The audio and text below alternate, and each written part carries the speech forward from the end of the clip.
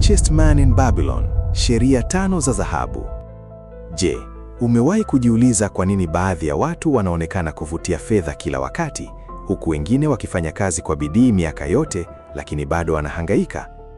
Fikiria vijana wawili wanaoanza maisha siku moja. Wote wanapata kipato sawa. Baada ya miaka 20, mmoja ni tajiri na ana uhuru wa kifedha, huku mwingine akiendelea kuishi mshahara hadi mshahara. Tofauti si bahati. Tofauti ni maarifa. Katika kitabu maarufu The Richest Man in Babylon, mwandishi George S. Clason anafundisha kanuni za utajiri kupitia hadithi za Babeli ya kale. Miongoni mwa mafundisho yenye nguvu zaidi ni sheria 5 za dhahabu. Sheria hizi zinaweza kubadilisha kabisa jinsi unavyotengeneza, kuhifadhi na kukuza fedha zako. Hebu tuanze. Somo la kwanza: dhahabu humfuata yeye anayeweka akiba.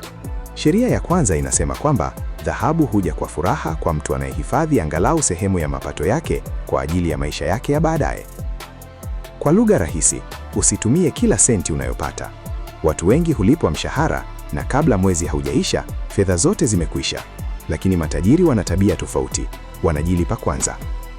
Mfano, kama unapata shilingi 500,000 kwa mwezi, hata ukiweka 10% tu pembeni, unaanza kujenga msingi wa utajiri wako.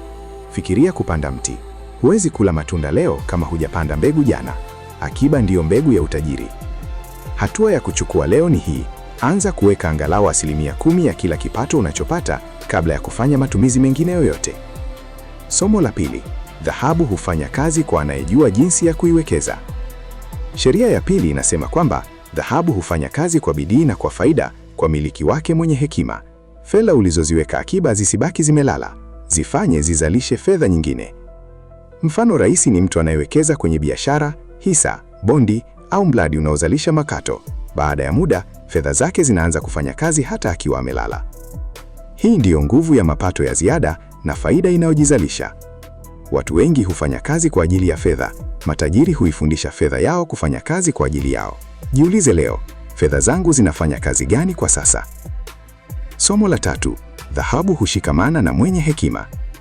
Sheria ya 3 inasema kwamba dhahabu hubaki kwa mwenye kuitumia kwa ushauri wa watu wenye uzoefu. Hapa ndipo watu wengi hukosea.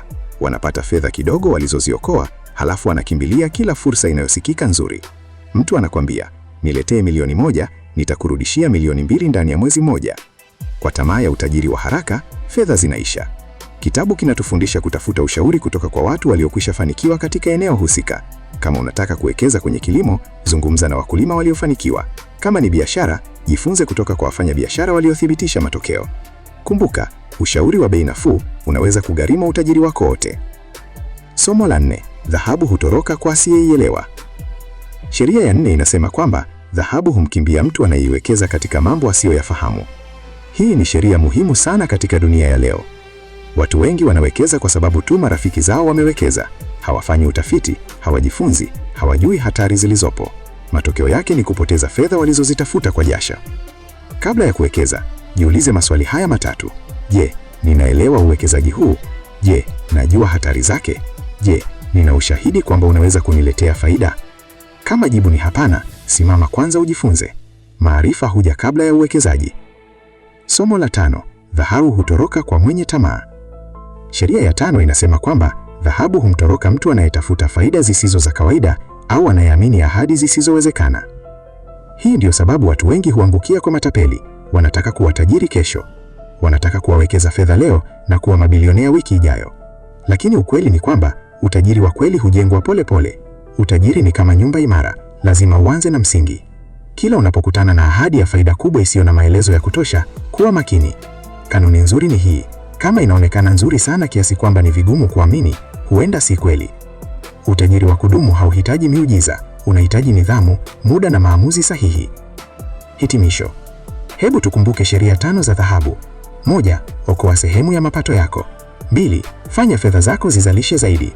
3. Tafuta ushauri kutoka kwa wenye uzoefu. 4. Usiwekeze kwenye kitu usichokielewa. 5. Epuka tamaa ya utajiri wa haraka. Ukiishi kwa kufuata sheria hizi 5 kwa miaka mingi, maisha yako ya kifedha yanaweza kubadilika kabisa.